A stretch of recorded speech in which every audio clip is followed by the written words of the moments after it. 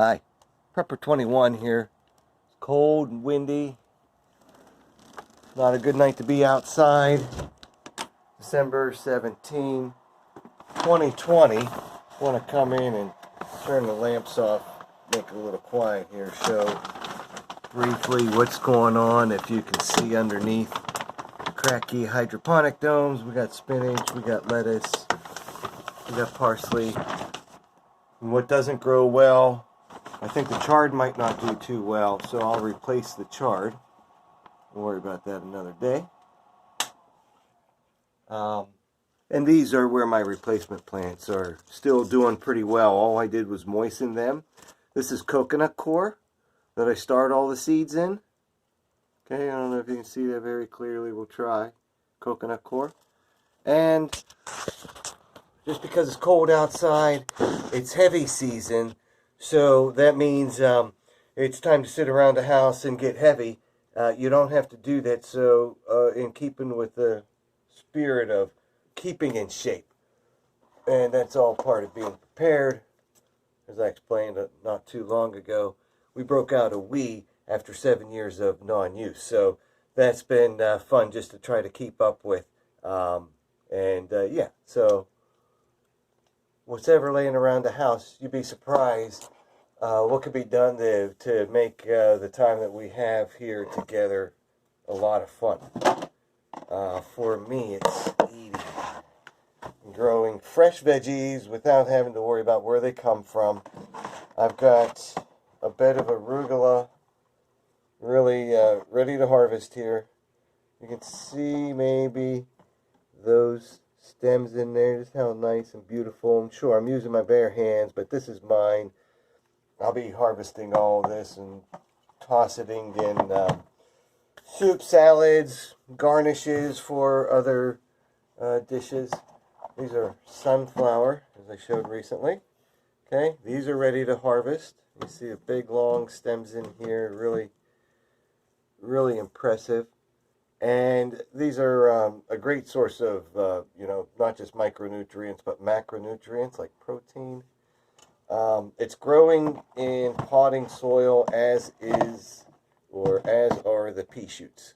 Okay, these both are growing in potting soil.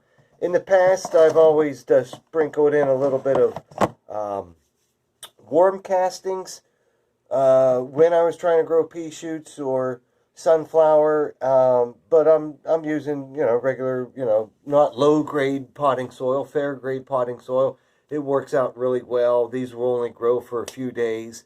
The peas will grow a couple more inches between let's see, today and 2 days later. So these will be ready to harvest. These are ready to toss onto a salad right now, and then when they're ready together, I can concoct a couple of sets of veggie dishes to go with an actual dinner. So if you want to talk about being prepared, this doesn't cost much. It's cost effective. It's water. It's a little bit of lemon juice to help keep the acidity of the water down. And they're tasty. I'll show you right now that I don't wash these again. I grow these in a clean, sterile environment on a medium. There's no reason for me to run them under city water.